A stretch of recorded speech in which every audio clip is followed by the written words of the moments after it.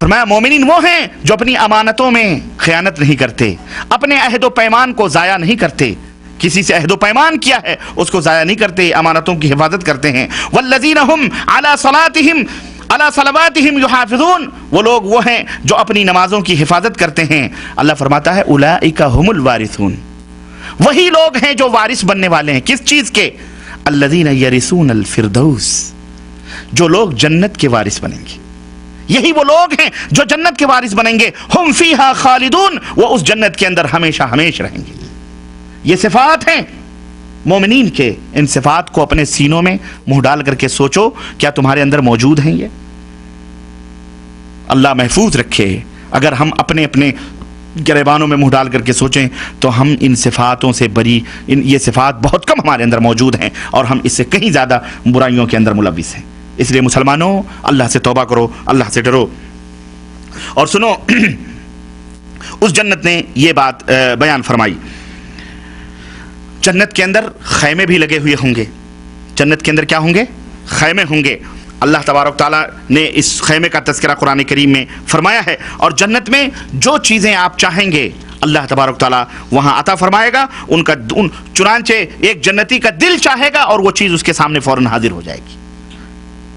اپنی ایک مرضی کو دنیا کے اندر تم زندگی کھپا کر کے، زندگی گزار کر کے ایک خواہش نہیں پوری کر پاتے ہو، لیکن اللہ تعالیٰ جب تم یہاں اللہ کے ہو کے جاؤ گے نا تو وہاں تم تمنا کرو گے اور وہ چیز تمہارے پاس آئے گی، اور وہ چیز ہوگی جن سے ان کی آنکھوں کو لذت ملے گی، اور ان کی ہر مانگ وہاں پوری کی جائے گی جو وہ طلب کریں گے اور اپنے سامنے پائیں گے۔ صحیح بخاری اور صحیح مسلم کے اندر نبی کریم صلی اللہ علیہ وسلم ارشاد فرماتے ہیں کہ اللہ تعالیٰ فرماتا ہے کہ میں نے اپنے نیک بندوں کے لیے ایسی چیزیں تیار کر کے رکھی ہیں، اپنے نیک بندوں کے لیے ایسی ایسی چیزیں تیار کر کے رکھی ہیں جن کو نہ کسی آنکھ نے دیکھا ہے، نہ کسی کان نے سنا ہے، نہ کسی انسان کے دل میں اس کا خیال آیا ہے۔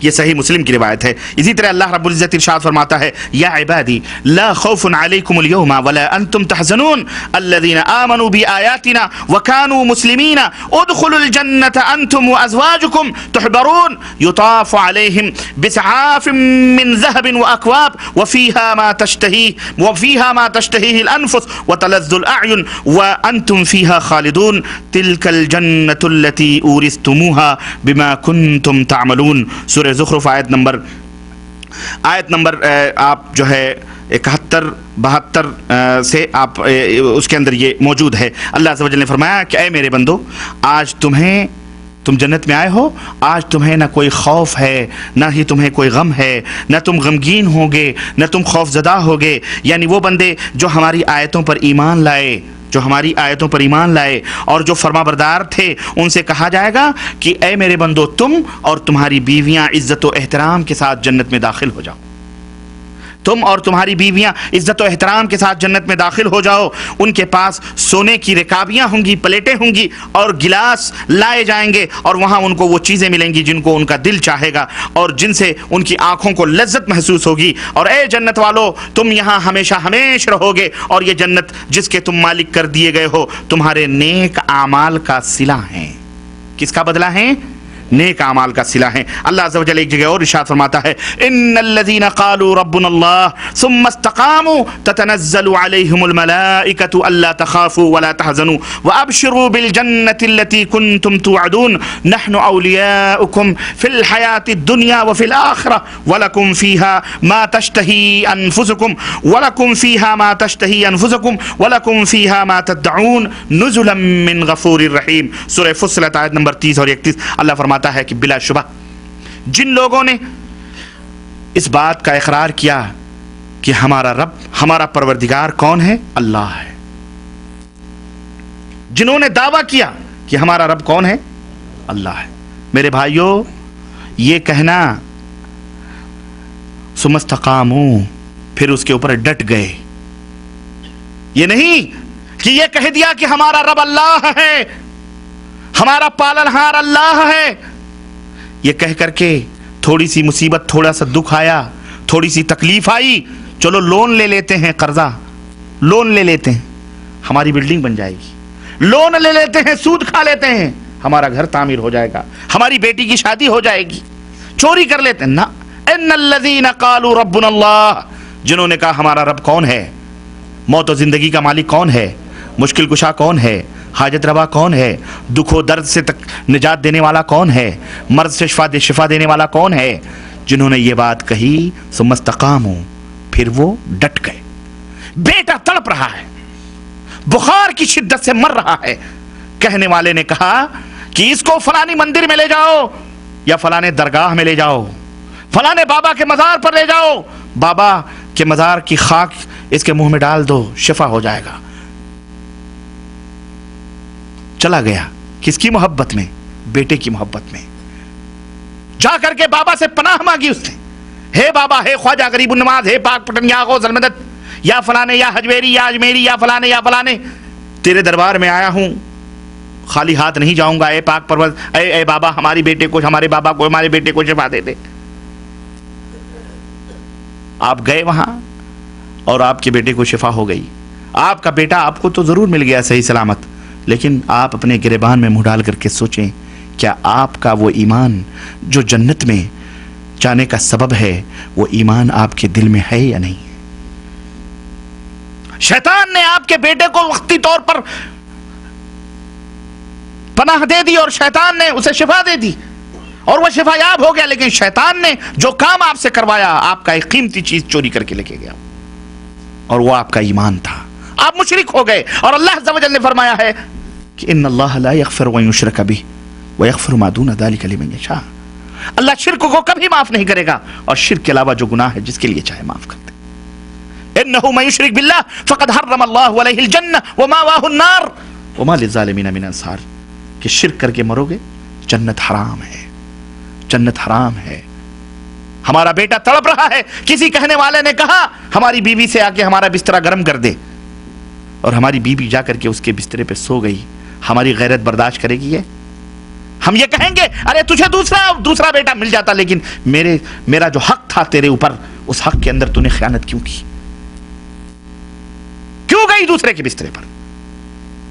بولو، ہم چھوٹی سی غیرتوں کے مالک ہمیں نہیں برداشت کر سکتے، تو جو ساری کائنات کا خالق مالک و مولا رزاق ذوالقوت المتین ہے، عرش اعظم کا مالک ہے، عرش و کرسی کا اور سب کا مالک ہے، اس عظیم سلطنت کا، چاند اور ستارے اور زمین اور آسمان کا، وہ یہ برداشت کرے گا کہ تم اسی کے بندے کے پاس جا کر کے بھیک مانگو اور اسی کے مردے کے پاس جا کر کے اس کو پکارو، اس کو آواز دو؟ کیسے برداشت کرے گا؟ اور کیسے لوگ ہیں جن کی سمجھ میں یہ بات نہیں آتی؟ استقامت جب تک نہیں اختیار کرو گے، سب کچھ ہو جائے، لیکن اللہ عز و جل کے ساتھ کسی کو شریک نہ کیا جائے. کٹ جائیں، مر جائیں، بیٹا مر جائے، لیکن ان الذین قالوا ربنا اللہ.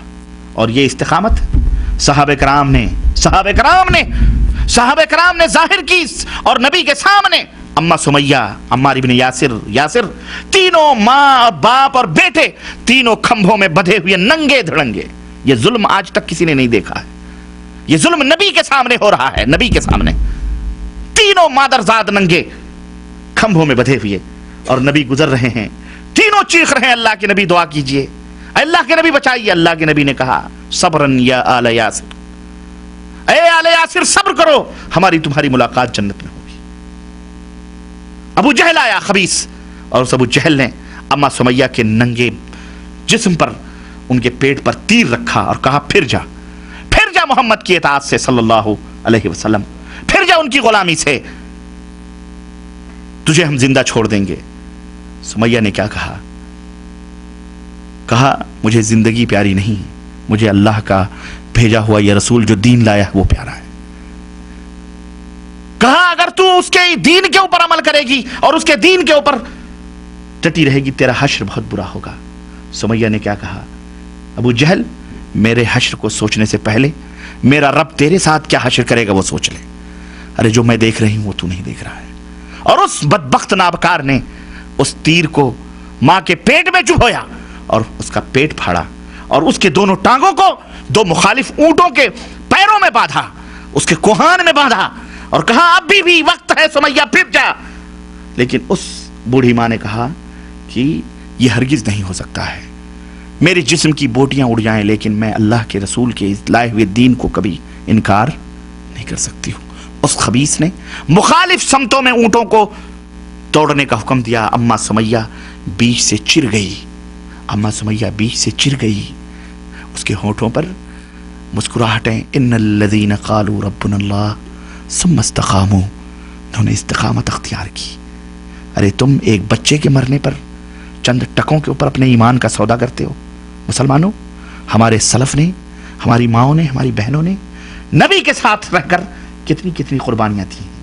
मालूम है, अल्लाह के नबी सल्लल्लाहु अलैहि वसल्लम के गर्दन पर उस जालिम आराबी काफिर ने तलवार ला के रखी थी ना, और क्या कहा था? मन युनक़िज़नी मिन्नी या मोहम्मद, ए मोहम्मद, मन युनक़िज़ुका मिन्नी या मोहम्मद, मोहम्मद सल्लल्लाहु अलैहि वसल्लम ये बता कि आज मेरी तलवार से तुझे कौन बचा सकता है।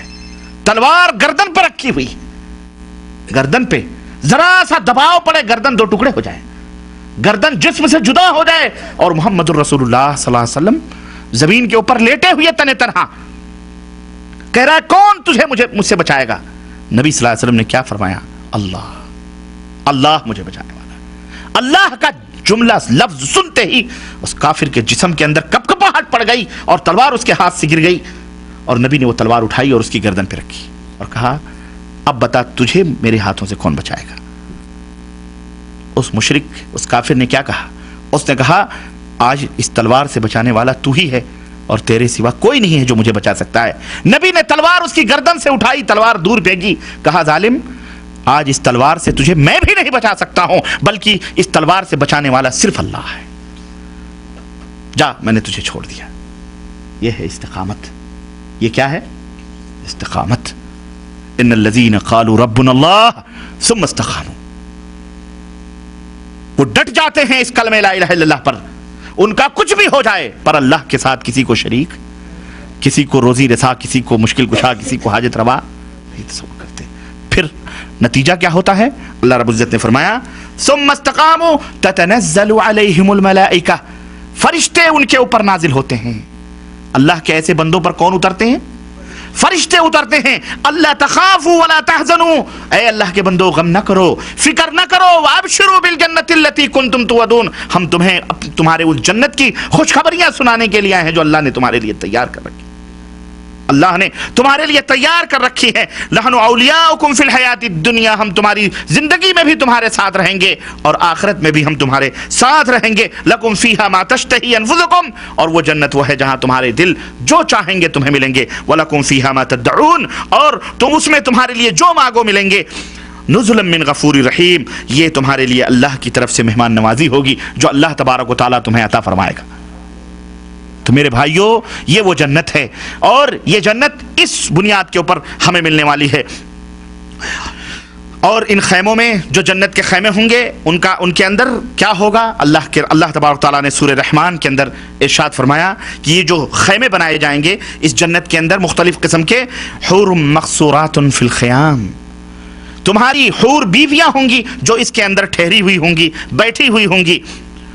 और अगर आपके दिलों के अंदर कोई सवाल इसके मुतालिक चुटकियां ले रहा हो कि इन खैमों की शक्ल सूरत क्या होगी, वो कैसे बने होंगे, किन किन चीज़ों से उनकी तामीर होगी और उनकी आराइश और ज़ैबाइश किस हद तक होगी, तो उसका जवाब भी हज़रत रिसालत माब सल्लल्लाहु अलैहि वसल्लम ने सही तरीके से हमको दिया है। और वही सही तरीके से जवाब दे सकते हैं क्योंकि हमारे माँ बाप आप पर कुर्बान हो, वही जन्नत को देख करके आए हैं, उसकी सैर व तफरीह करके आए हैं। नबी करीम सल्लल्लाहु अलैहि वसल्लम ने फरमाया कि जन्नत के अंदर मोमिन के लिए एक खोखले मोती का खैमा होगा।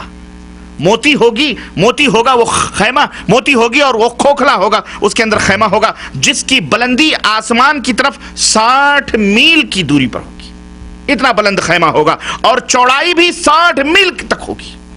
60 मील लंबा और 60 मील, ये आपका मिजरब कितने मील है?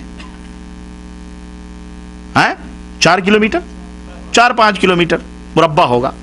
60 मील लंबा और 60 मील चौड़ा। देख लो बुरैदा तक कितने किलोमीटर 60 मील होते हैं। बुरैदा और आगे निकल जाओ, किलोमीटर होगा बुरैदा 60, लेकिन मील इससे ज्यादा होगा। चौड़ा और लंबा और ऊंचा, इतना मिलेगा एक जन्नती को। और मोमिन के मुताल्लिकीन उसके अंदर रहेंगे, यानी मोमिन की बीवियां, उनके खदम, उनके गुलाम और उनके खादिम उसके अंदर रहेंगे। मोमिन उसका चक्कर लगाएगा और आपस में कोई किसी को नहीं देख सकेगा। رہے جنت، اور جنت کے اندر بازار بھی لگیں گے. جنت کے اندر آپ کہیں گے جنت کے اندر بھی مارکیٹ ہوگی؟ ہاں، جنت کے اندر بازار بھی لگیں گے نبی کریم، اور وہ جنتیوں کا بازار ہوگا. سبحان اللہ، اللہ اکبر. جنت کے اندر بازار بھی ہوں گے. نبی کریم صلی اللہ علیہ وسلم نے فرمایا کہ جنت میں ایک بازار ہے جس میں ہر ہفتے میں جنت والے اس بازار کی سیر کرنے کے لیے جائیں گے. ہر ہفتے کو وہ بازار لگے گا اور اس میں سیر کرنے کے لیے جائیں گے. اور پھر جب وہ جنت اپنے تحفے تحائف خریدیں گے اور وہاں سے ایک شمالی طرف سے ہوا چلے گی اور تمام خوشبو اڑا کر ان جنتیوں کے جسم کے اوپر وہ ہوا لا کر کے ڈال دے گی، ان کے چہروں پر، ان کے کپڑوں پر. اس خوشبو سے ان کے حسن و جمال میں اور اضافہ ہو جائے گا. اور اپنے متعلقین کے پاس وہ واپس آئیں گے، اپنی بیویوں کے پاس، تو ان کی بیویاں کہیں گی سبحان اللہ، تم تو بڑے سجے سنورے آ رہے ہو، تم تو ابھی گئے تھے تو تمہارا حسن کچھ اور تھا، لیکن اب لوٹ کے آ رہے ہو تو تم اور حسین و خوبصورت ہو گئے ہو. تو وہ جنتی کہیں گے اللہ کی قسم تمہارا بھی حسن و جمال ہمارے بعد سج اور سنور گیا، تم ہم سے بھی زیادہ حسین اور خوبصورت ہو چکی ہو. یہ روایت صحیح مسلم کی ہے. اسی طرح جنت کے اندر نہریں ہوں گی اور جنت کے اندر باغات ہوں گے. آؤ ان راحتوں کی طرف بڑھتے چلیں، ان جنت کے باغوں کی طرف بڑھتے چلیں اور ان نہروں کی سیر کرتے چلیں جو در حقیقت جنت کی تمام نہروں کا سرچشمہ ہے. میرے بھائیوں، جنت کے اندر 4 قسم کی نہریں ہوں گی. کتنی قسم کی؟ 4 قسم کی نہریں ہوں گی. پانی کی نہر ہوگی، دودھ کی نہر ہوگی، اور مشروبات شراب کی نہر ہوگی، اور شہد کی نہر ہوگی. چنانچہ اللہ عز و جل نے ارشاد فرمایا کہ مثل الجنت التي وعد المتقون فيها انہار من ماء غیر آسن وانہار من لبن لم يتغیر طعمه وانہار من خمر لذة للشاربین وانہار من عسل مصفى ولهم فيها من كل الثمرات. سورہ محمد آیت نمبر 15. کہ اس جنت کی حالت جس کا اللہ تعالیٰ نے پرہیزگاروں سے وعدہ فرمایا ہے وہ کیا ہے؟ وہ یہ ہے کہ اس میں ایسے عمدہ پانی کی نہریں ہوں گی جو بو کرنے والا نہیں ہوگا. جیسے آج ہماری نہریں ہیں بدبو آئے یا کیڑے ہوں، نہ، وہ بو کرنے والی نہر نہیں ہوگی، اس کا پانی بو نہیں ہوگا. اسی طرح ایک نہر دودھ کی بہ رہی ہوگی. دودھ کی نہریں، تمہیں تو 1 پاؤ 2 پاؤ لیٹر بھی نصیب نہیں ہوتے. دودھ کی نہریں بہ رہی ہوں گی جس کا مزہ نہیں بدلتا ہے. کبھی یہ نہ سوچنا کہ وہ دودھ کی نہریں ہوں گی 2 دن کے بعد پھٹ جائے گا، خراب ہو جائے گا، اس کا مزہ نہیں تبدیل ہوگا. دودھ کی نہریں ہوں گی. اسی طرح شراب کی نہریں ہوں گی جو پینے والوں کے لیے سراسر لذت ہی لذت ہوگی اس کے اندر. اور صاف اور شفاف شہد کی نہریں بھی بہ رہی ہوں گی. شہد، اور وہاں ان کے لیے ہر قسم کے میوے ہوں گے. یہ 4 قسم کی نہریں. اور ایک ان تمام 4 قسم سے بڑی نہر ہوگی، ایک بہت بڑی نہر ہوگی جو ان 4 سے بڑی ہوگی. وہ نہر کون سی ہوگی؟ وہ حوض کوثر ہوگا. وہ کوثر کی نہر ہوگی. اور کچھ خبر ہے کہ نہر کوثر کیا ہے؟ اللہ تعالیٰ نے ہمارے نبی حضرت محمد الرسول اللہ صلی اللہ علیہ وسلم اور آپ کی امت کو بطور خاص یہ تحفہ اپنے نبی کو عطا فرمایا، اور قرآن میں ارشاد فرمایا کہ انا اعطیناک الکوثر.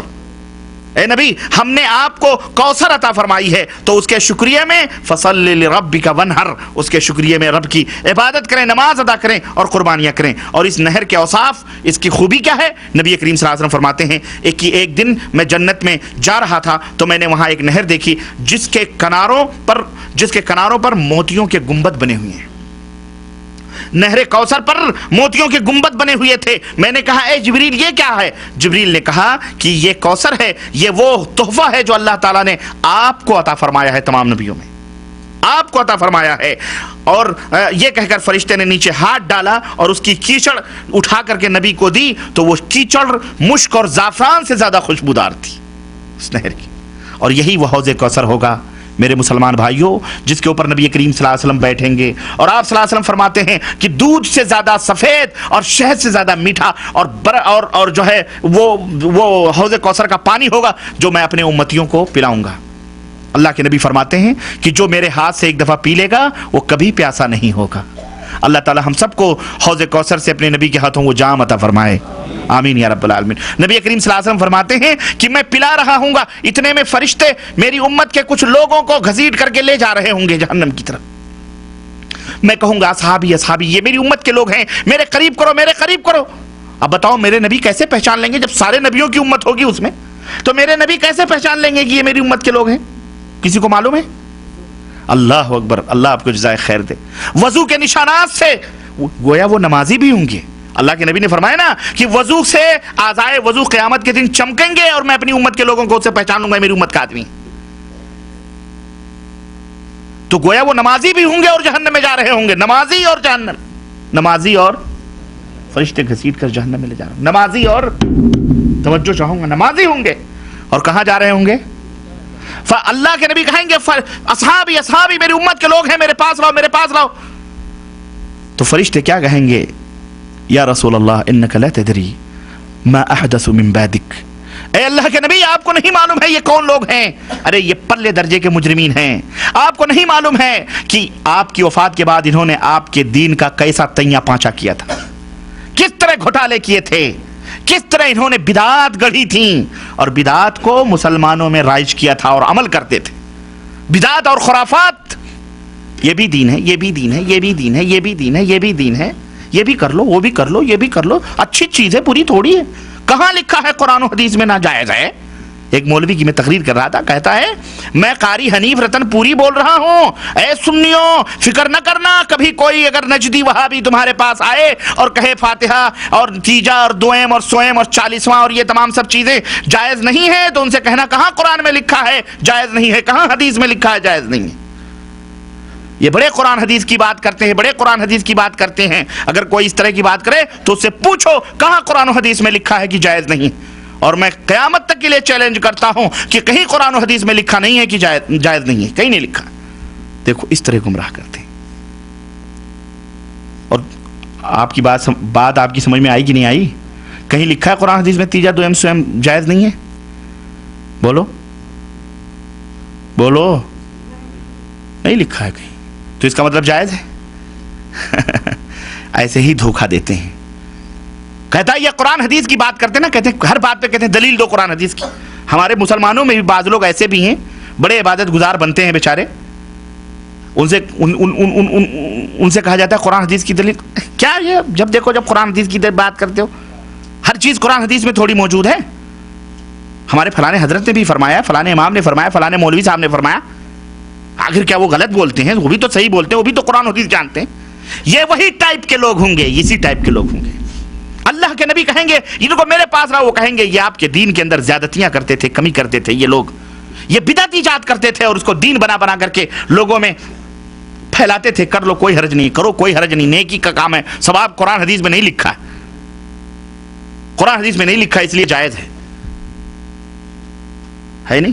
اللہ کے نبی فرمائیں گے سحقن سحقا لمن غیر بادی, دور ہٹاؤ ان کو مجھ سے, دور ہٹاؤ ان کو مجھ سے, بھگاؤ ان کو. رحمت للعالمین ہے, اپنی امت کے اوپر شفیق ہے, مہربان ہے, لیکن ایسے بدعتیوں کو دیکھ کریں گے دور ہٹاؤ میرے سامنے سے, دور ہٹاؤ, لے جاؤ ان کو جہنم میں گھسیٹ کر کے. فرشتے منہ کے بل گھسیٹ کر ان کو جہنم میں ڈال دیں گے. اس نمازی کو, اس حاجی کو, اس پاجی کو جو بدعتی ہوگا. جو کون ہوگا؟ کرو بدعتیں, گڑھو بدعتیں. بڑا اچھا لگ رہا ہے شیطان تمہیں, نبی کی سنت پہ عمل نہ کرو, بدعت کرو. بدعت نبی کی سنت پر ہمارے امام نے نہیں فرمایا, نبی کی سنت کے نہیں ہمارے مولوی صاحب نے نہیں فرمایا, اور یہ تیرا مولوی فرمایا ہے, کرو پھر شوق سے. یہ حشر ہوگا, وہ حوض کوثر سے محروم کر دیے جائیں گے. اس لیے مسلمانوں اللہ سے ڈرو. اشارہ کافی ہے, یہ روایت صحیح بخاری کی ہے. نبی صلی اللہ علیہ وسلم فرماتے ہیں کہ کوثر جنت کی ایک نہر ہے, اس کے دونوں کنارے سونے کے ہیں, موتی اور یاقوت کے اوپر سے بہتی ہے, اور اس کی مٹی مشک سے بہتر, اس کا پانی شہد سے زیادہ شیریں اور برف سے زیادہ صاف اور شفاف ہے.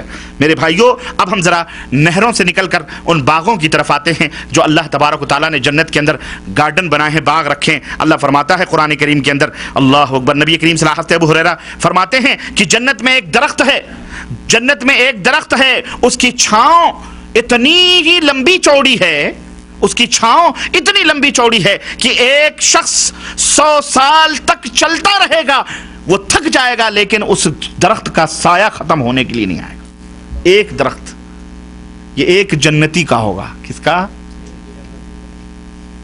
اور اس کے چھاؤں کیسی ہوگی؟ سنو, اللہ کے رسول اللہ تعالیٰ نے فرماتا ہے ظل ممدود وماء مسکوب وفاکہۃ. اللہ اکبر, وہ ایسا لمبے لمبے اس کے سائے ہوں گے, لمبے لمبے اس کے سائے ہوں گے, بہتے ہوئے پانی, اور بہت سے میوے اس کے اندر رہیں گے جو نہ کبھی ختم ہوں گے اور نہ ان سے کوئی روکے گا, اور اونچے فرش ہوں گے جن کے اوپر وہ بیٹھے رہیں گے. ایسا باغ ہو جس کے اندر تخت لگے ہوئے ہوں, اور اونچے سائے اور اس کے اندر موجود ہوں. اللہ اکبر. اور اس سائے کے متعلق حضرت عبداللہ بن عباس رضی اللہ عنہ فرماتے ہیں کہ جنت کے ایک درخت کا سایہ ہے, اس کے تنے کے سائے چاروں طرف تیز رفتار گھوڑے پر سواری کرنے والا چلے تو 100 سال تک چلتا رہے, وہ سایہ ختم ہونے کو نہیں آئے. اور بالا کھانے والے اور اہل جنت نکل کر اس سائے میں آئیں گے سے وقت میں نہیں کر سکتا. وہاں اللہ عز و جل نے تخت اور مسہریاں ہمارے لیے رکھی ہوئی ہیں. والسابقون السابقون اولئک المقربون فی جنات النعیم. اللہ فرماتا ہے آگے نکل جانے والے سب سے آگے جنت میں جائیں گے, اور یہی لوگ اللہ کے ساتھ خاص قرب رکھنے والے ہیں. یہ لوگ نعمتوں کے باغوں میں ہوں گے, وہ اگلے لوگوں میں بہت سے ہوں گے اور پچھلے لوگوں میں سے تھوڑے ہوں گے. اگلے لوگوں میں بہت سے ہوں گے اور پچھلے لوگوں میں تھوڑے سے ہوں گے. وہ تختوں پر آمنے سامنے تکیہ لگا کر کے بیٹھے ہوئے ہوں گے, تکیہ لگا کے بیٹھے ہوں گے. اور ایک جگہ اللہ فرماتا ہے وَجَزَاهُمْ بِمَا صَبَرُوا, ان کے صبر کے بدلے ان کو بہشت کے باغ اور ریشم کا لباس عطا فرمائے گا اللہ تعالیٰ. ان میں وہ تختوں پر تکیے لگائے بیٹھے ہوئے ہوں گے. وہاں نہ دھوپ کی تیزی ہوگی اور نہ ہی سردی کی سختی ہوگی. ایسی چھاؤں ہوگی جو نہ سردی لگے گی اور ایسی روشنی ہوگی, دھوپ ہوگی کہ جو آپ کے جسم کو جلائے گی بھی نہیں.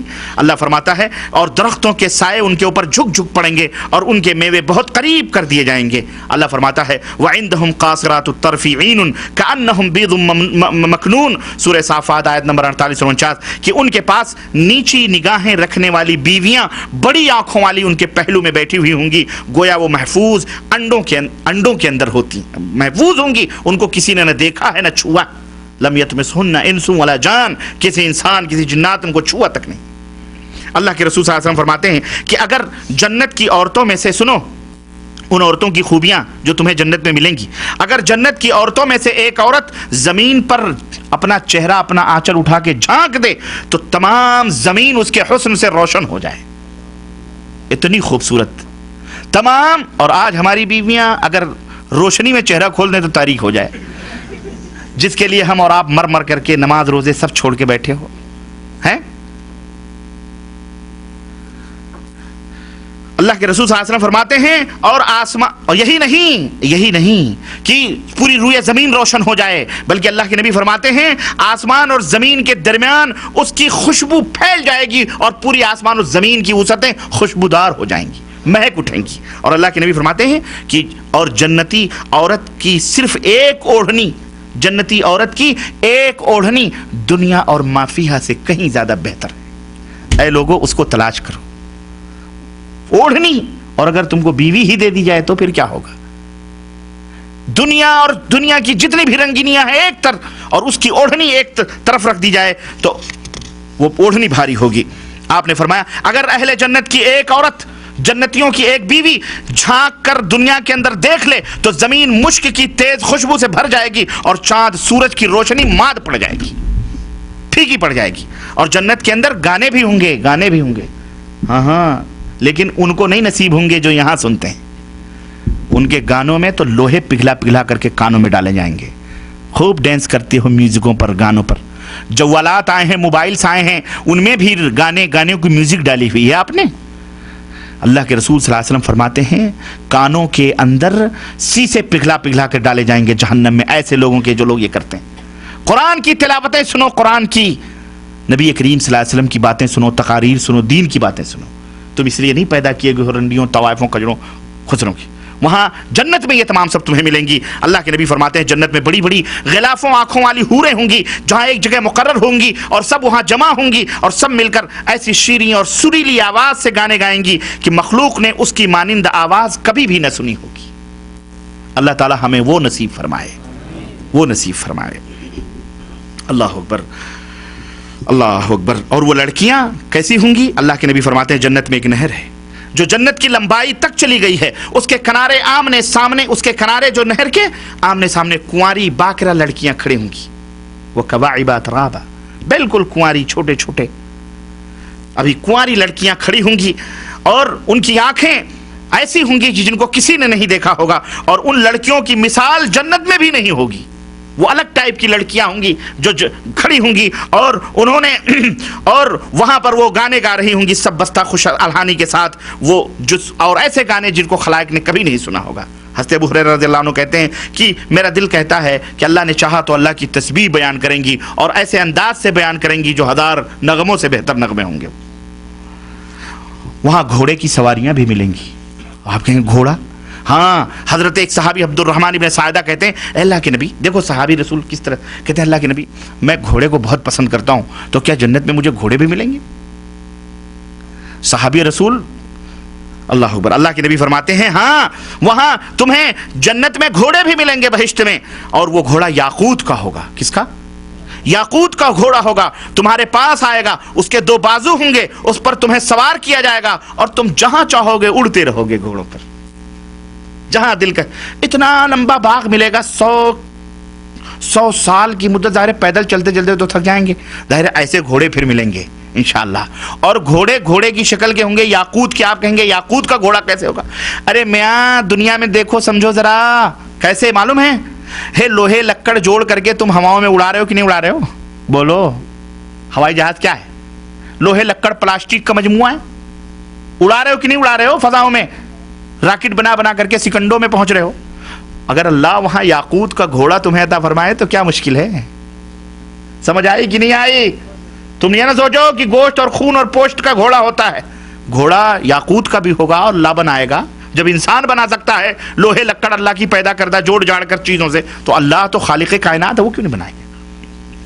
اللہ کے نبی فرماتے ہیں کہ جنت میں ایک درخت ہے، اس کے اوپر سے پوشاک اور نیچے سے سنہرے گھوڑے برآمد ہوں گے، اور ان کی لگامیں اور ان کی زین موتیوں اور یاقوت کی بنی ہوئی ہوں گی۔ وہ نہ لید کریں گے نہ پیشاب کریں گے، ان کے بازو ہوں گے اور ان کا ایک قدم حد نظر تک اٹھے گا، جہاں آپ کی نظر پڑتی ہے اس گھوڑے کا وہ قدم ہوگا۔ اہل جنت ان پر سوار ہوں گے اور جہاں چاہیں گے گھوڑے ان کو لے کر اڑتے رہیں گے۔ اور اسی طرح آپس میں باہم ملاقات بھی ہوگی، ایک دوسرے کو یاد کریں گے۔ ذرا ایک جنتی کی بات میں آپ کو کوٹ کروں، نبی کریم صلی اللہ علیہ وسلم نے فرمایا کہ جب ایک تخت دوسرے کی طرف بڑھیں گے آمنے سامنے، تو ایک جنتی کہے گا، جب اکٹھا ہو جائیں گے اور دونوں گاؤں تکیہ لگا کے بیٹھیں گے، تو وہ کہے گا تمہیں یاد ہے میرے بھائی، تجھے یاد ہے کہ اللہ تعالیٰ نے کب ہماری مغفرت قبول کی تھی؟ دوسرا جنتی کہے گا ہاں، کیوں نہیں، فلاں دن فلاں حالت میں ہم نے اپنے مالک سے توبہ کی تھی، دعا کی تھی، اللہ تعالیٰ نے ہمیں بخش دیا تھا، اس کے بدلے آج ہم کو یہ جگہ ملی۔ اس لیے میرے بھائیوں، اللہ سے ڈرو، اللہ سے توبہ کرو۔ اور آخری بات، سب سے بڑی نعمت، ان نعمتوں میں سب سے بڑی نعمت کون سی نعمت ہے؟ سنو، یہ تو تم مست رہو گے کھا پی کر کے۔ اللہ کے نبی فرماتے ہیں کہ جب سب جنتی جنت میں مطمئن ہو کر کے بیٹھ جائیں گے، تب اللہ رب العزت کا منادی اعلان کرے گا، اے لوگو اب تمہیں سب سے بڑی نعمت، اللہ آواز دے گا کہ میرے نیک بندو یہ بتلاؤ تمہیں کسی چیز کی کمی ہے؟ تم سے جو وعدہ کیا گیا تھا وہ سب پورا ہوا؟ جنتی کہیں گے ہاں اللہ سب پورا ہوا، تو نے جو وعدہ کیا تھا پاک پروردگار سب پورا ہوا، ہم مطمئن ہیں، خوش ہیں اللہ، اے اللہ اس سے کہیں زیادہ ہمیں ملا ہے جو ہم سوچ رہے تھے۔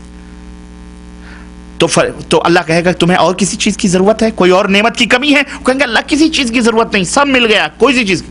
اللہ فرمائے گا ایک چیز کی ابھی کمی ہے، ایک چیز کی کمی ہے۔ بندے کہیں گے اللہ وہ کس چیز کی کمی ہے؟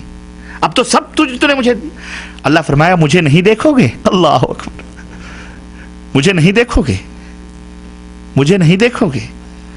او سب سجدے میں گر جائیں گے، اے اللہ کیوں نہیں، اے اللہ ہاں یہی سب سے بڑی نعمت ہے اللہ، تجھے ہم دیکھنا چاہتے ہیں۔ اس وقت پردہ اٹھے گا اور پاک پروردگار سب جنتیوں کے سامنے آئے گا۔ اللہ کے نبی فرماتے ہیں تم ایسے دیکھو گے جیسے چاند کو تم دیکھتے ہو اور تمہاری آنکھوں کو کوئی تکلیف نہیں ہوتی، ایسے ہی تم اپنے باری تعالیٰ کا مشاہدہ اپنی آنکھوں سے کرو گے۔ یہ سب سے بڑی نعمت ہوگی۔ مسلمانوں یہ کن کو ملیں گے معلوم ہے؟ جنتیوں کو، جنتیوں کو ملیں گے۔ اپنے رب کو دیکھنا چاہتے ہو نا، اس لیے وسارعوا الی مغفرۃ من ربکم وجنۃ عرضها السماوات والارض، اس جنت کی طرف لپکو۔ دنیا چند دن کی ہے، چھوڑو، اپنا حصہ لے لو، خوش رہو اور صحیح مسلمان بنو، صحیح مومن بنو۔ شرک، بدعات، خرافات، علم گلم لغو سب چیزوں کو ترک کرو، صحیح مسلمان بنو، دنیا میں بھی عزت والے بنو گے، आखिरत में भी इज़्ज़त वाले रहोगे। अल्लाह ताला हम सबको अपनी इस जन्नत में जगह अता फरमाए और अपना दीदार ख़ास फरमाए और पाक परवरदिगार हम सबको बख्श दे और हमारे ख़ताओं को नेकियों में तब्दील फरमाए और जन्नत में जगह अता फरमाए। आमीन या रब्बल आलमीन। व सल्लल्लाहु अला नबीना मुहम्मद व अला आलिहि व सहबिहि अजमईन। वस्सलामु अलैकुम व रहमतुल्लाहि व बरकातुहू।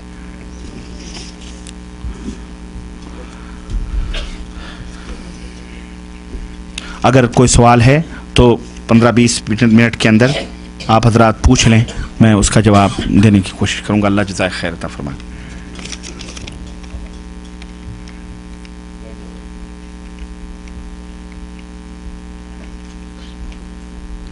एक भाई ने सवाल किया है कि एक मुसल्ले पर 2 जमात हो सकती है और मुसल्ले से क्या मुराद है। मुसल्ले पर, मुसल्ला अगर ये कपड़े का है जो मस्जिदों के अंदर बिछा हुआ होता है, बेशक हो सकती है, 2 जमातें हो सकती हैं, उसमें कोई हर्ज नहीं है और ये नबी करीम सल्लल्लाहु अलैहि वसल्लम की हदीस से साबित है। मुसल्ले से क्या मुराद है? मुसल्ले से कपड़े मुराद हैं, जो कपड़े हैं। अच्छा, और इमाम अबू हनीफा और इमाम शाफी और इमाम मालिक रहमहुमुल्लाह और इमाम अहमद बिन हम्बल, तमाम इमामों के इख्तलाफात क्या हैं और उनके मुताबिक अमल करना दुरुस्त है कि नहीं है। अल्लाह आपको जज़ाए खैर दे। मेरे भाइयों, मेरे दोस्तों, ये अइम्मे अहलुस सुन्नह वल जमाअह हैं, ये हमारे इमाम हैं, ये किताब व सुन्नत के इमाम हैं। अल्लाह ताला ने इनको समझ अता फरमाई, इनको अल्लाह ताला ने फ़िक़्ह अता फरमाई और इन्होंने कुरान व हदीस से, मेरी बात को गौर से सुनो, इन्होंने कुरान व हदीस को समझा और उम्मत के सामने रखा, लेकिन उसमें इख्तलाफात जो हुए, जाहिर है कि उनकी अपनी समझ के हिसाब से किसी ने कुछ और समझा, किसी ने कुछ और समझा, किसी ने कुछ और समझा। ठीक है, इस इमाम शाफी ने किसी मसले से कुछ और समझा, किसी आयत से उन्होंने कुछ और समझा, किसी हदीस से इमाम अहमद बिन हम्बल ने कुछ समझा, किसी आयत करीमा से इमाम मालिक ने कुछ समझा। इन्होंने समझा और उन्होंने एक मसला बयान किया और उन्होंने अपने तय समझ करके उसको तहरीर किया या नहीं भी तहरीर किया, लेकिन उन्होंने ये नहीं कहा कि जो हमने समझा है इसी को आखिरी समझो और हमारे समझने का पर मज़हब बना लो। किसी इमाम ने, इमाम अबू हनीफा रहमतुल्लाह अलैह हों, इमाम मालिक हों, इमाम शाफी हों, इमाम अहमद बिन हम्बल हों, किसी भी इमाम ने ये नाम का जो मज़हब हमारे चला हुआ है कि मालिकी, हम्बली, शाफी, हनफी, ये तमाम सब बिदात हैं, खुराफात हैं और ये लोगों ने बनाए हैं। मा अंज़लल्लाहु बिहा मिन सुल्तान, अल्लाह ने इसके ऊपर कोई दलील नाजिल नहीं फरमाई है। ये सब मुल्लाओं ने बनाए हैं। मज़हब किसी इमाम ने नहीं बनाया है। सब अइम्मा का मज़हब एक था और वो इस्लाम था। सब अइम्मा का मज़हब कुरान और सुन्नत था। सब इमामों ने कहा कि अगर इज़ा सह्हल हदीस फहुवा मज़हबी, जब भी तुम्हें सही हदीस मिले वही मेरा मज़हब है। ये शिकम परवरों ने मज़हब बना करके लड़ाइयाँ की। खाने काबा को भी मुसल्ले, जो आपने लिखे मुसल्ले, इनको तकसीम किया कई मुसल्लों में, चुनांचे ही खाने काबा है। आज से 100 बरस पहले इमाम अब्दुल अजीज़ शाह फहद के जो वालिद रहमतुल्लाह अलैह, इनसे पहले ये 4 हिस्सों में बटा हुआ था। एक इमाम नमाज पढ़ाता अगर शाफी मज़हब का, तो 3 मज़हब के इमाम बैठे रहते थे, मुक्तदी मज़हब के मानने वाले बैठे रहते थे, वो इनके पीछे नमाज नहीं पढ़ते थे। उसकी अलग अजान होती, उसकी अलग जमात होती, उसकी अलग इकामत होती। ये खाने काबा इसीलिए था कि वहां 4-4 मुसल्ले बनाकर 4-4 उम्मत को तकसीम किया जाए। इस तरह से क्यों नहीं नमाज पढ़ते थे? क्यों नहीं पढ़ते भाई? एक तरफ कहते हैं हक है और दूसरी तरफ पढ़ते भी नहीं, क्यों नहीं पढ़ते? इसलिए यकीनन ये चारों अइम्मा रहमहुमुल्लाह ने दीन की खिदमत की है, ये दीन के खादिम हैं, इन्होंने दीन को समझाया है, लेकिन ये नबी नहीं है, ये नबी, ये मासूम नहीं है। इनसे भी गलतियां हुई, खताएं हुई और बशरी तकाज़, बशर थे ये भी, इनसे गलतियां हुई। अगर गलती किसी से खता नहीं हुई, मासूम कौन है? हज़रत मुहम्मदुर रसूलुल्लाह सल्लल्लाहु अलैहि वसल्लम। और ये सब उन्हीं के पैरोकार थे, इसलिए हमें भी उन्हीं का पैरोकार होना चाहिए। खुदू मिन हैज़ु मा अख़ज़ू, वहीं से अपने इस्लाम को समझो जहां से इन्होंने समझा। ठीक है, नमाज फजर बाजमात अदा करने के बाद सुन्नत पढ़ी जा सकती है कि नहीं? बेशक पढ़ी जा सकती है, क्योंकि हमारे नबी सल्लल्लाहु अलैहि वसल्लम ने एक सहाबी को पढ़ते हुए देखा तो आपने फरमाया, तुम ये क्या पढ़ रहे हो? जो हमारे साथ पढ़ी वो क्या थी और जो तुम ये पढ़ रहे हो ये क्या है? उन्होंने कहा, अल्लाह के नबी, मैं 2 रकात सुन्नत नहीं पढ़ सका था, इसलिए अब पढ़ रहा हूँ। आप खामोश हो गए। ये हदीस तकरीरी है जो इस बात की दलील है कि आप पढ़ सकते हैं। और एक और रिवायत है कि अल्लाह के नबी सल्लल्लाहु अलैहि वसल्लम ने फरमाया कि कोई भी चाहे तो सूरज निकलने के बाद भी पढ़े, तो सूरज निकलने के बाद भी पढ़ सकता है, फजर के बाद भी फौरी तौर पर پڑھ سکتا ہے۔ جمعے کے دن خطبہ شروع ہونے کے بعد کوئی نماز یا سنت یا نفل ادا کی جا سکتی ہے یا نہیں ادا کی جا سکتی ہے، سوائے 2 رکعت نماز کے، کہ ہمارے نبی نے فرمایا ہے کہ خطبہ ہو رہا ہو، اگر تم مسجد کے اندر داخل ہو تو 2 رکعت ہلکی پڑھ کر کے بیٹھ جاؤ اور خطبہ سنو۔ اس کے علاوہ کوئی سنت، کوئی فرض، کوئی قرآن، کوئی تلاوت جائز نہیں ہے، سب حرام ہے۔ ٹھیک ہے، اللہ جزاک خیر۔ ماشاء اللہ سوالات تو بہت زیادہ ہیں۔ جناب ربانی صاحب السلام علیکم ورحمۃ اللہ، کیا جنت میں ہم ان حوروں سے ہم بستری بھی کریں گے یا صرف دیکھنے اور آنکھوں کی لذت کے لیے یہ ہوں گی؟ ماشاء اللہ، آپ کیا سمجھ رہے ہیں؟ یہ جو حسین اور خوبصورت حوریں ملیں گی، کیا صرف چومنے اور بغلوں میں بٹھانے کے لیے ملیں گی؟ نہیں، آپ ان سے ہم بستری بھی کریں گے، مزے لیں گے، یہاں سے کہیں زیادہ لذت وہاں حاصل ہوگی۔ اور یہاں تو ہو سکتا ہے منٹوں میں آپ فارغ ہو جاتے ہوں۔ اللہ کے نبی صلی اللہ علیہ وسلم کی حدیث آتی ہے، اللہ کے رسول صلی اللہ علیہ وسلم فرماتے ہیں ایک ایک مرد کو 100 مردوں کی قوت عطا کی جائے گی۔ آخر 60 گز کے ہو گئے، ہاتھوں کے ہو گئے۔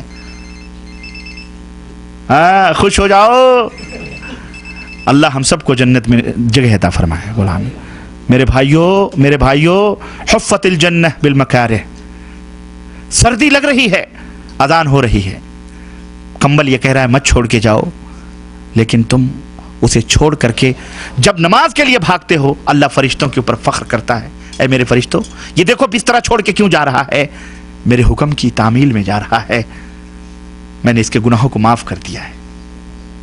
واللہ اس جنت کو حاصل کرو۔ یہ حوریں صرف دیکھنے کے لیے کوئی شو پیس نہیں، شو کیس میں بیٹھ سجانے کے لیے، جیسے چاہو گے استعمال کرو، دبا کے 100 مردوں کی قوتیں، اور ایک نہیں، ارے جناب، ایک تو جب پیٹ بھر جائے گا تمہارا تو دوسری ایک روایت میں آتا ہے تمہارے کندھے پر آ کر کے ہاتھ رکھے گی، اور تم پلٹ کے اس کو دیکھو گے تو جو تمہارے نیچے ہے وہ کہو گی اس سے زیادہ حسین تو یہ ہے، وہ کہے گی اب صبر بھی کرو، میرا بھی حق آپ میں ہے، چھوڑو اس کو، میرے پاس آؤ، وہ لے کے جائے گی، وہاں مزے اڑاؤ گے تم۔ اللہ اکبر، یہ ہے جنت۔ بڑا اچھا سوال بھائی نے کیا ہے اور بڑے سارے شکوک مٹا دیے ہیں۔ ہاں، ان گندی میلی کچیلی عورتوں کے چکروں میں پڑ کر اس ایسی حوروں کو نہ ضائع کرو مسلمانوں، کوئی مذاق کی بات نہیں ہے، یہ ہمارے نبی جو دیکھ کے آئے ہیں ان کی بات ہے جو میں آپ کو بتلا رہا ہوں۔ اس کی تیاری کرو، اس کی تیاری کرو۔ محترم ربانی صاحب السلام علیکم، نبی صلی اللہ علیہ وسلم کی حدیث ہے کہ جس نے بھی لا الہ الا اللہ پڑھا وہ جنت میں داخل ہوگا، تو بعض لوگ کہتے ہیں کہ مسلمانوں کا آج ہر فرقہ جنت میں جائے گا، کیا یہ صحیح ہے؟ مسلمانوں کا وہی فرقہ جنت میں جائے گا جو مشرک نہیں، جو بدعتی نہیں ہے، مشرک اور بدعتی نہیں ہے، ٹھیک ہے، جو قرآن کا اور سنت کا پیروکار ہے، جو مشرک اور بدعتی نہیں ہے، اور پھر اگر اس کے گناہ ہیں، ہے نا، اب وہ اللہ کی مرضی ہے، اللہ چاہے گا تو ان گناہوں کا عذاب اس کو دے گا اور اس کے بعد اسے جنت میں داخل کیا جائے گا، لیکن ہمیشہ اس کے لیے عذاب نہیں ہوگا، وہ جائے گا جہنم میں، اور وہ اپنے جتنا اس نے جرم کیا ہے اس کی سزا بھگت کر وہ ایک دن جنت میں ضرور جائے گا انشاءاللہ، ٹھیک ہے، اور اللہ چاہے تو بلا حساب و کتاب اس کو جنت میں۔ اللہ اکبر، اللہ اکبر۔ اللہ کے نبی صلی اللہ علیہ وسلم فرماتے ہیں ایک شخص آئے گا اور اللہ فرمائے گا تو نے یہ کیا، کہے گا نہیں، تو نے یہ کیا، کہے گا نہیں میں نے نہیں کیا، اللہ کہا نہیں تو نے یہ کیا، کہا نہیں، پھر اللہ اپنا ہاتھ اس کے سینے پہ رکھے گا اور کہے گا اب بول تو نے کیا، ہاں اللہ کیا، ہاں اللہ کیا، ہاں اللہ کیا، ہاں اللہ کیا، سب اقرار کرے گا۔ اس کا نام اعمال ترازو پہ رکھا جائے گا، نیکیوں کا پلڑا اوپر اٹھ جائے گا، برائیوں کا پلڑا بھاری ہو جائے گا، کانپے گا، تھر تھر تھر تھر تھر تھر تھر تھر کانپے گا۔ اللہ تعالیٰ فرمائے گا بول، کہا اللہ بس تیری رحمت۔ اللہ ایک کارڈ نکالے گا، کارڈ بطاقہ اٹھا کر کے نیکیوں کے پلڑے پہ رکھے گا، ایسے ہی تو گناہوں کا پلڑا اوپر ہو جائے گا، نیکیوں کا پلڑا بھاری ہو جائے گا۔ اب وہ کہے گا اللہ میں تو جہنم میں جا رہا تھا، اے پاک پروردگار یہ کیا ہے، یہ کاغذ کا ٹکڑا کیا ہے جو تو نے اس ترازو پہ رکھا۔ تب اللہ کہے گا بندے تو نے کلمہ پڑھا تھا، میرے ساتھ تو نے کسی کو اپنی زندگی میں شریک نہیں ٹھہرایا تھا، اس کا بدلہ ہے جس کو ہم نے آج تجھے دیا ہے۔ اللہ کہے گا دوڑ جا جنت کی طرف، چلا جائے گا۔ اللہ ایسے بھی بخشے گا وہ چاہے. لیکن شرک کو کبھی بھی, بولو شرک کرو گے آج کے بعد سے, توبہ کرو اللہ سے. کوئی مردہ, کوئی قبر, کوئی استھان, کوئی چبوترا, کوئی شدہ, کوئی علم, کوئی پیر, کوئی فقیر, کوئی لنگوٹی, کوئی بھی ہو, سب جھوٹے. سچا کون؟ بس. اگر جنت میں جانا چاہتے ہو تو, نہیں تو خلاص. یہ میرا دعویٰ نہیں, یہ قرآن کا ہے, فرمان ہے یہ.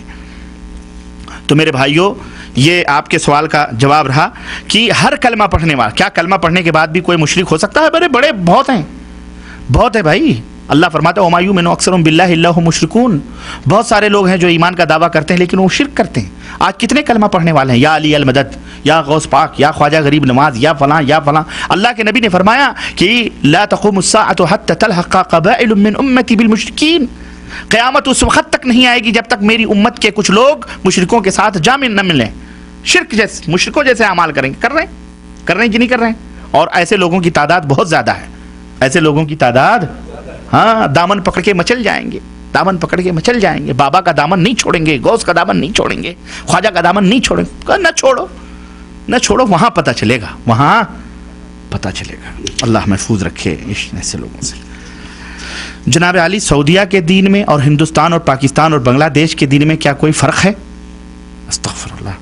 ہم ابھی نئے آئے ہیں, کچھ لوگ کہتے ہیں کہ ہم 20 سال سے ہیں مگر اپنے ملک کے دین کو نہیں چھوڑا ہے, اس لیے تم بھی نہ چھوڑنا, یہاں کا دین الگ ہے. مجھے بھی کافی فرق نظر آتا ہے اور میں حق جاننا چاہتا ہوں, میری رہنمائی فرمائے. شکریہ. ہاں, ایسے بھی شیطان موجود ہوں گے یہاں پہ, ہیں, ہوں گے. ہاں, کہتے ہوں گے یہ سعودی وہابی لوگ ہیں, ان کے دین ہمارا جو اپنے ملک کا دین ہے, تو اپنے ملک کے دین کے ساتھ دفن ہوگے تم. جاؤ وہیں, اڈوانی جی موجود ہیں, بال ٹھاکرے جی بھی موجود ہیں, انہی کے ساتھ حشر ہوگا تمہارا. اللہ کا ایک دین ہے اور وہ ہے اسلام, سمجھ رہے ہیں؟ اور یہ اسلام کسی ملک کی وراثت نہیں ہے, یہ اسلام پوری کائنات کا دین ہے. جو اس کو صحیح ڈھنگ سے مانے گا وہ مسلمان ہے, جو اس کو صحیح ڈھنگ سے نہیں مانے گا وہ کافر ہے, وہ بدعتی.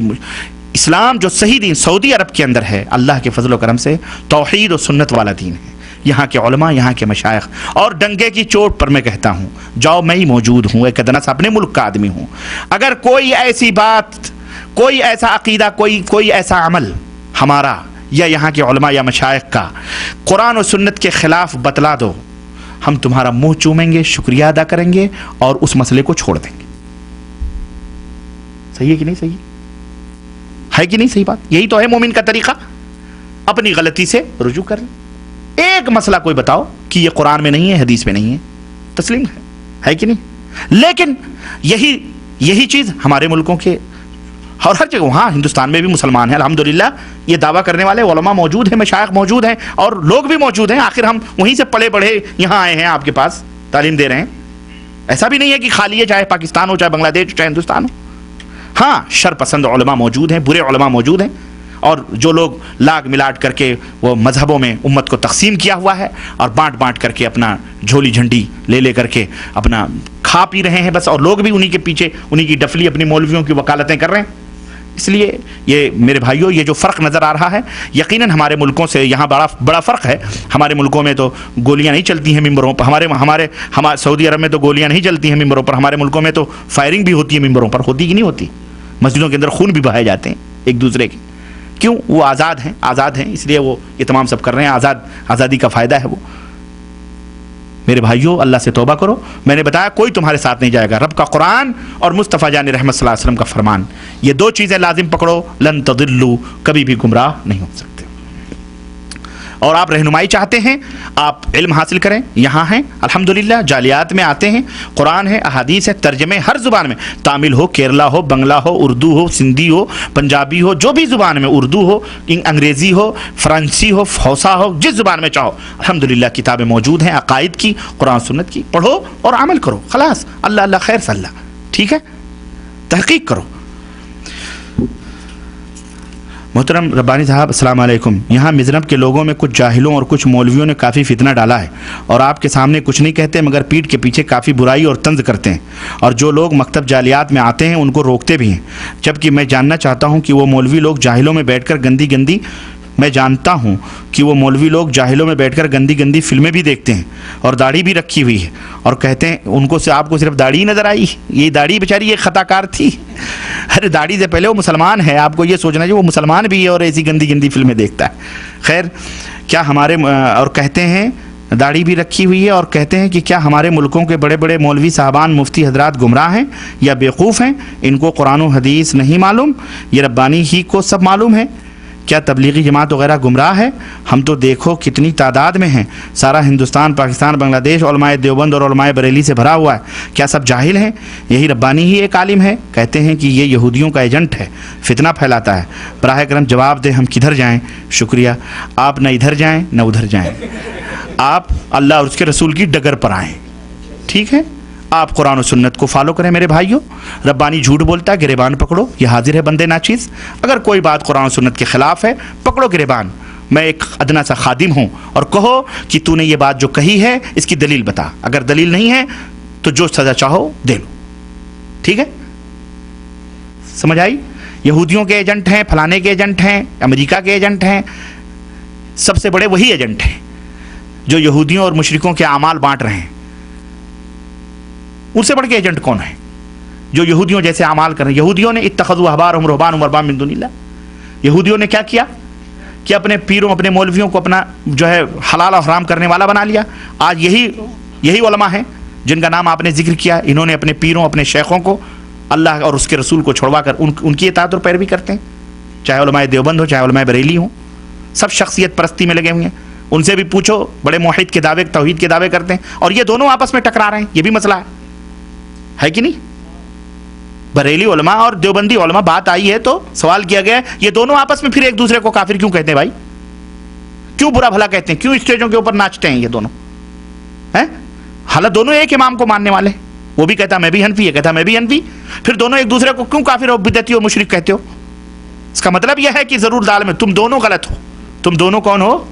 اذا تعارض تساقط, جب لڑو تو خلاص دونوں کو لات مارو. یہ دونوں جھوٹے, دونوں جھوٹے. سچا اللہ کا نبی ہے اور اس کی تعلیم اور اس کی دعوت ہے, اور جو اس تعلیم کو اس دعوت کو پیش کرے وہ سچا ہے.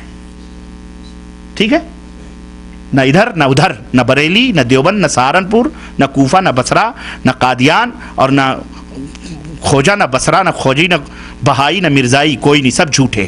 سچا وہ ہے جو اب سچے نبی کے ساتھ ہے اور سچے نبی کی تعلیم کو لوگوں کے اندر پھیلاتا ہے, وہ سچا ہے. اور دعویٰ نہیں, جرأت پیدا کرو اپنے اندر, ہمت, ڈرو مت.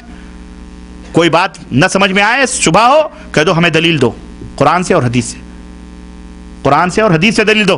اگر آئی بائیں کرے تو کہہ دو چل ہٹ, سمجھ گیا تو کتنے پانی میں ہے.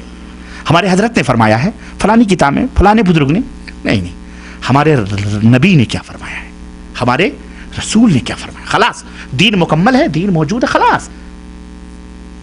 سمجھ آئی کہ نہیں آئی؟ یہ فکر اپنے دماغوں میں پیدا کرو مسلمانوں. اگر ہدایت چاہتے ہو, جنت چاہتے ہو, یہ فکر پیدا کرو. کسی کی داڑھی, کسی کا چگا, کسی کی پگاڑی, کسی کا چب, کبھی دھوکے میں نہ آنا. شیطان بھی اسی شکل میں آتا ہے. کوئی بھی ہو, شیطان بھی تم سے کہے تو کہتے دلیل دے. ہفتے عبداللہ ابن مسعود یا ابو ہریرہ رضی اللہ عنہ صدقات کے اوپر مقرر تھے, گلے پر رات کو آیا, ایک بھرنے لگا گلہ, پکڑ لیا چور چور کہہ کے. اس نے کہا چھوڑ دو, میں آئندہ نہیں آؤں گا, چھوڑ دیا. دوسرے دن پھر آیا, نبی صلی اللہ علیہ وسلم نے پوچھا ہاں تمہارے مہمان نے آج کیا کیا؟ کہا اللہ کے نبی ایک شخص آیا چوری کر کے. کہا یاد رکھنا کل پھر آئے گا وہ. پھر آیا دوسری رات ہو, پھر ابو ہریرہ پکڑا, کہا آج تمہیں چھوڑوں. کہا بھائی چھوڑ دو مجھے, میں آئندہ نہیں آؤں گا, توبہ کرتا ہوں. چلا گیا. تیسرے دن پھر نبی صلی اللہ علیہ وسلم نے ان سے پوچھا تو کہا ہاں آیا تھا. کہا دیکھنا آج پھر آئے گا وہ. پھر آیا وہ, اور پھر وہ بھرنے لگا. تو کہا ابو ہریرہ آج تو 3 اڑائی میں تو تل نہیں بچتی ہے, آج تو تجھے نہیں چھوڑوں گا میں. کہنے لگا دیکھو مجھے چھوڑ دو, میں تمہیں ایک دعا بتاتا ہوں, اگر وہ تم پڑھ لو گے تو میں کبھی نہیں آؤں گا. کہا کون سی دعا؟ کہا جب سویا کرو تو آیت الکرسی پڑھ لیا کرو, تمہارا گھر بھی تمہارا مال بھی تم بھی محفوظ رہو گے. میں نہیں آؤں گا, میں ابلیس ہوں.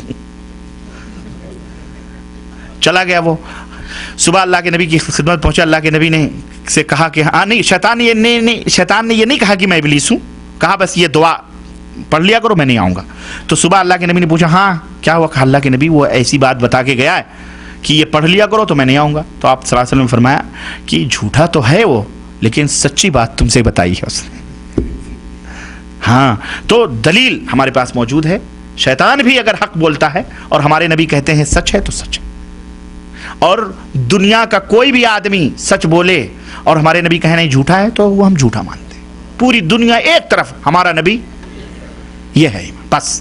پوری دنیا کے علماء, نبی, اولیاء, صالحین ایک پلڑے میں, اور میرے نبی تنے تنہا ایک طرف. ہم کس کی طرف جائیں گے بولو؟ یہ بتاؤ کہ اگر امام ابو حنیفہ رحمۃ اللہ علیہ, امام شافعی, امام مالک زندہ ہو کے آ جائیں اور امام اور نبی صلی اللہ علیہ وسلم بھی آ جائیں, نبی صلی اللہ علیہ وسلم بھی آ جائیں اور امام ابو حنیفہ کہیں اس راستے پہ چلو اور اللہ کے نبی کہیں اس راستے پہ چلو, بتاؤ کس راستے پہ جاؤ گے تم؟ ہاں, سوچو. مولویوں سے پوچھو, مولویوں سے پوچھو کہ مولوی صاحب آج تو نہ ابو حنیفہ ہیں نہ اللہ کے نبی ہیں, تو بات اب باقی کیا رہا؟ اللہ کے نبی کی باتیں باقی ہیں, ابو حنیفہ رحمۃ اللہ علیہ کی باتیں باقی ہیں. جب اللہ کے نبی زندہ ہو کے آ جائیں, ابو حنیفہ زندہ ہو کے آ جائیں اور ہم سے کہا جائے کہ ادھر جاؤ گے یا ادھر, تو ہم اللہ کے نبی کے راستے پہ جائیں گے. آج جب دونوں کی باتیں ہمارے سامنے موجود ہیں, وہ کہہ رہے ہیں ادھر جاؤ, اللہ کے نبی کی بات کریں ادھر جاؤ, تو ہم کدھر جائیں گے؟ نبی کی باتوں پہ جائیں گے. خلاص معاملہ حل ہے. فَإِن تَنَازَعْتُمْ فِي شَيْءٍ فَرُدُّوهُ إِلَى اللَّهِ وَالرَّسُولِ. جھگڑا ہو, اختلاف ہو, اللہ رسول جو بتائیں اس کو مان لو, باقی کو چھوڑ دو. ائمہ رحمہم اللہ معصوم نہیں تھے, انسان تھے, ان سے بھی غلطیاں ہوئیں. اللہ ان کی قبر کو نور سے منور فرمائے اور اللہ انہیں جنت عطا فرمائے. وہ ہمارے امام ہیں, ان سے بھی غلطیاں ہوئی ہیں الحمدللہ. ہم تفریق نہیں کرتے کہ تم ایک امام کو بانٹ لو, وہ ایک امام کو بانٹ لے, وہ ایک امام کو بانٹ لے, پھر مسلح بناؤ, پھر جھگڑے کرو, لڑائی کرو, قتل کرو, خون کرو. ہمارے چاروں امام ہیں, ہمارے بولو, ہم چاروں کو مان کے بد مذہب, اور یہ ایک کو مان کے بڑا صحیح مذہب والا بنتا ہے بیچارہ. یہ سب جھوٹے ہیں, سب مکار ہیں, جھوٹے ہیں. اس لیے اللہ سے توبہ کرو. ہمارے ملک ہندوستان میں غیر مسلم کافی تنگ کر رہے ہیں. مسلمانوں کو قتل کرنا, جلانا, بے عزت کرنا ان کا شیوا بن چکا ہے. کیا ہمارے اوپر جہاد فرض نہیں ہوا ہے؟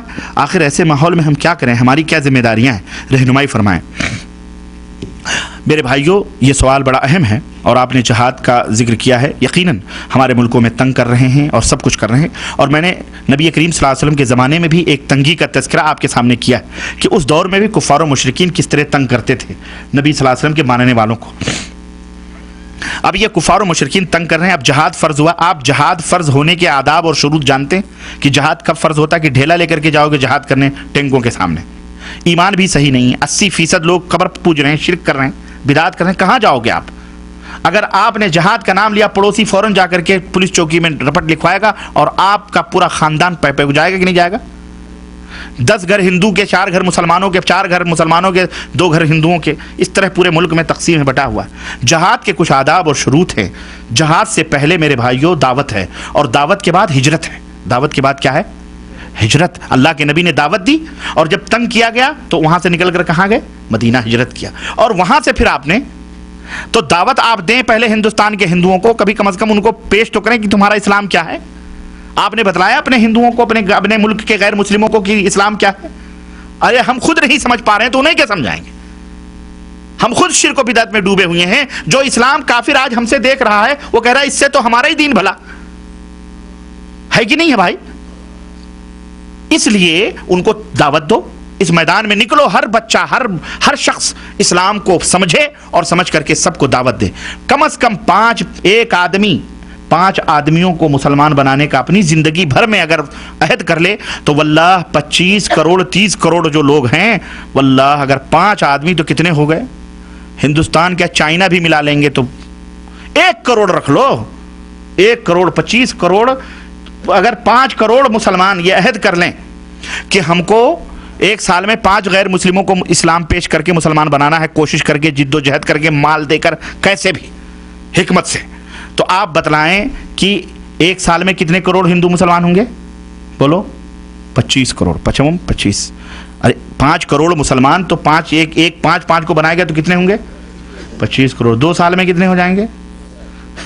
ہمیں تیسرے سال تمہاری خود حکومت آ جائے گی. یہ ہم سے نہیں ہوتا ہے, یہ ہم نہیں کر پاتے ہیں. ہمارے اندر ہم ڈرتے ہیں, ہم سے یہ نہیں ہو پاتا جو نہایت ہی آسان کام ہے. اور اس راہ میں مارے بھی گئے تو اللہ کے نبی اللہ اکبر. واللہ اس راہ میں اگر تمہیں قتل بھی کیا گیا, خون تمہارا زمین پر بعد میں گرے گا, اور اللہ موتیوں کے محل جنت میں پہلے تعمیر کرے گا. کرے گا کہ نہیں کرے گا بولو؟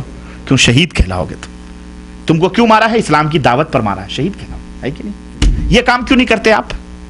چلو یہ کام نہیں ہو پاتا, پھر سیکنڈ کام کیا؟ ہجرت. ہجرت کرو, ہجرت کرو, ہجرت کرو. کہاں جاؤ گے ہجرت کر کے بولو؟ کون سا ملک اپنا بارڈر کھولے گا؟ دیکھ لو آجو باجو, کھولے گا کوئی؟ کہاں جاؤ گے؟ کہاں جاؤ گے؟ اس کے بعد جہاد ہے. اس کے بعد اپنے اپنے ملک کی سرحدوں میں بیٹھ کر کے امن اور شانتی سے یہ کلمہ کہنا بڑا آسان ہے.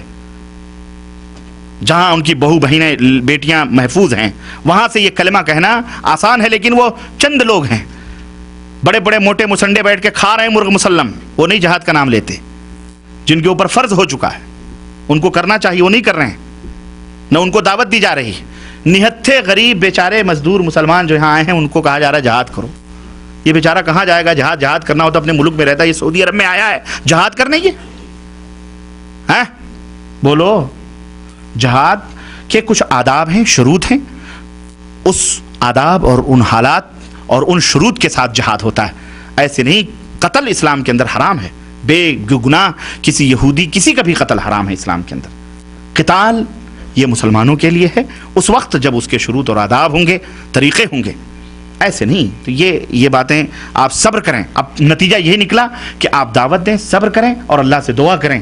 انشاءاللہ اللہ تعالیٰ آسانی پیدا کرے گا, اور اپنے کو مسلمان بنائیں اور لوگوں کو بھی مسلمان بنائیں, اور ان قبروں, ان مزاروں, ان چلوں شدوں کو توڑیں, پھوڑیں, ڈھائیں, ان کو گرائیں. سب سے بڑا جہاد یہ ہے. سب سے بڑا جہاد جہاں شرک, جہاں اللہ کی توحید کا مذاق اڑایا جا رہا ہے, جہاں اسلام کی راہوں میں بڑے بڑے یہ شیطانی بریکرز بنے ہوئے. بریکرز ہیں یہ کون ہے؟ یہ یا ایھا الذین آمنوا ان کثیرا من الاحبار والرہبان لیاکلون اموال الناس بالباطل ویصدون عن سبیل اللہ. یہ بریکرز ہیں, یہ لوگوں کا مال حرام طریقے سے کھاتے ہیں. نیاز کے نام پر, فاتح کے نام پر, چلے کے نام پر, بیعت کے نام پر, فلانے کے نام پر, فلانے کے نام پر کھاتے ہیں. ویصدون عن سبیل اللہ, اور توحید و سنت کی راہوں میں روڑے. تو یہ شیطانی بریکرز ہیں. ایک مولوی کون ہیں؟ یہ شیطانی شر پسند مولوی, بدباطن مولوی, شیطانی بریکرز ہیں. اس موضوع پر میں تقریر کروں گا, شیطانی بریکرز کون کون ہیں انشاءاللہ زندگی رہی تو اللہ سے دعا کرو. اللہ تعالیٰ کبھی انشاءاللہ تعالیٰ توفیق دے گا. بے شک جہاد کا جذبہ سینوں کے اندر ہونا چاہیے, اور اگر کسی کے دل میں جہاد کا جذبہ نہیں ہے وہ منافق. وہ کون ہے؟ وہ منافق. لیکن جب اس کا موقع محلائے گا تو انشاءاللہ تعالیٰ ہم کریں گے, ابھی نہیں.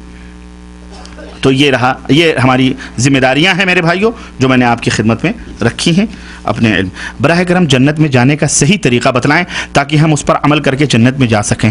اللہ اکبر. میرے بھائیوں صحیح طریقہ میں بتلاؤں, بڑی مختصر, کتاب اللہ اور سنت رسول اللہ کو لازم پکڑو, کسی ادھر ادھر کے چکر میں مت پڑو, ٹھیک ہے؟ عبادت صرف اللہ کی عبادت, اس میں ملاوٹ نہ کرو, اور اطاعت صرف رسول اللہ کی, اس میں بھی کسی کی ملاوٹ.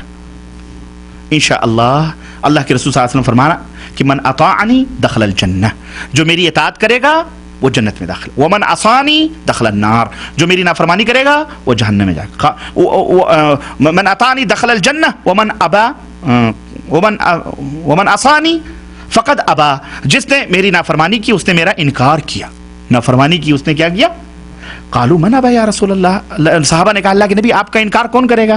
تو آپ نے فرمایا کہ من عصانی, جس نے میری نافرمانی کی اس نے گویا میرا انکار کیا, وہ جہنم میں جائے گا. تو جنت میں جانا چاہتے ہو خالص طور پر اپنے نبی کی اطاعت کرو, انہی کا دامن پکڑ لو, انشاءاللہ جنت میں جاؤ گے انشاءاللہ. ٹھیک ہے, اللہ جزاک خیر دے. اور مختصر 2 سوالات اور ہیں. کیا کسی متعین امام کی تقلید کرنا اسلام میں حرام ہے؟ ہاں بے شک حرام ہے. کسی بھی متعین امام کی نہیں, یہی جیسے امام ابو حنیفہ ہی کی, امام احمد بن حنبل ہی کی, امام مالک ہی کی تقلید کرنا کسی ایک حرام ہے. یہ فرض صرف ایک امام کی ہے. کون سے؟ الحضرت محمد رسول اللہ صلی اللہ علیہ وسلم. بعض لوگ کہتے ہیں کہ سعودی عرب میں حنبلی, یہ لوگ بیٹھے ہیں ہماری باتیں سنتے ہیں, ہم بھرے عام ہر پورے مملکت میں یہ تمام سب چیزیں کہتے ہیں, ہے نا, لیکن ان کو چڑھ نہیں ہوتی. ہمارے ملک کے لوگوں کو پتہ نہیں کیوں چڑھ ہو جاتی. کہتے بھی ہیں کہ یہ حنبلی ہیں اور ہم ان کی تردید بھی کرتے ہیں, یہ بیچارے نہیں چڑھتے. یہ اس کا مطلب یہ ہے کہ یہ ہماری تمہاری طرح نہیں ہیں، ہم متعصب ہیں، ہم جاہل ہیں. یہ بھی قرآن و سنت کو لازم پکڑتے ہیں، چاہے امام مالک کہیں چاہے احمد بن حنبل کہیں. اگر احمد بن حنبل کی بات بھی قرآن و سنت کے خلاف ہے تو ان کی بھی بات بھی نہیں چلے گی، احمد بن حنبل کی بھی بات نہیں چلے گی. اس مملکت کا یہ رول ہے، قانون ہے یہاں کے مشائخ. ورنہ ہمارے ملکوں میں تو ہم ابو حنیفہ رحمۃ اللہ علیہ کی کسی بات کا حدیث کے مطابق اگر خلاف رد کر دیتے ہیں تو ہماری گردنوں کے لیے وہاں دام لگائے جا رہے ہیں کہ اس کو قتل کر دو، اس کو سور کر دو، یہ بد مذہب ہے. کہتے ہیں کہ نہیں کہتے؟ یہ حنفی نہیں ہے، اس کو مار ڈالو، کہتے ہیں کہ نہیں کہتے؟ ہمیں تو یہاں پہلے ہی ان کو نکال دینا چاہیے کہ نہیں چاہیے، ہمارے مذہب کے خلاف باتیں کر رہا ہے، نکالنا چاہیے کہ نہیں نکالنا چاہیے. اس کا مطلب یہ ہے ہمارے ملک کے ملے جھوٹ بولتے ہیں، ان کو الزام لگاتے ہیں. یہاں کوئی حنبلی نہ کوئی مالکی نہ کوئی، ہم سب حنبلی مالکی شافعی حنفی سب ہیں. ہم محمد الرسول اللہ صلی اللہ علیہ وسلم کے پیروکار ہیں، اور یہ حرام ہے کسی ایک امام کی تقلید متعین. کیا چاروں مسلح برحق نہیں ہیں؟ ابھی میں نے بتلایا ہے، برحق ہیں تو چاروں کو مانو، ایک ہی کیوں مانتے ہو؟ ہے کہ نہیں؟ ہم جاہل قرآن و حدیث نہیں جانتے تو ہم کیا کریں؟ آپ قرآن و حدیث نہیں جانتے تو کیا کریں؟ ہم نے اپنے علماء سے سنا ہے کہ قرآن و حدیث میں کافی اختلاف ہے، اس لیے تم تقلید کر لیا کرو. اچھا، قرآن و حدیث میں اختلاف ہے اور ان اماموں میں اختلاف نہیں ہے؟ واہ میاں واہ، کیا شیطان نے پٹی پڑھائی ہے. قرآن و حدیث میں اختلاف ہے اور ان ائمہ میں اختلاف نہیں ہے. ارے ائمہ میں اختلاف نہ ہوتا تو یہ چار مسلح کیوں بنتے؟ بولو. اس کا مطلب یہ ہے کہ یہ اختلاف ہے، یہ بھی تو چار مسلح بنے. تو تم الٹی گنگا بہار. اللہ اور اس کے رسول کے فرمان میں کوئی اختلاف نہیں ہو سکتا ہے. انسان کے دماغ میں اختلاف ہو سکتا ہے، اس کی سمجھ میں اختلاف ہو سکتا ہے، پر اللہ اور اس کے رسول کی باتوں میں کوئی اختلاف پیدا کرے اور یہ ثابت کرے تو وہ مسلمان نہیں ہے. وہ اللہ اور اس کے رسول کے فرمان میں کوئی اختلاف، ہماری سمجھ نہیں پہنچ سکتی ہے وہاں تک.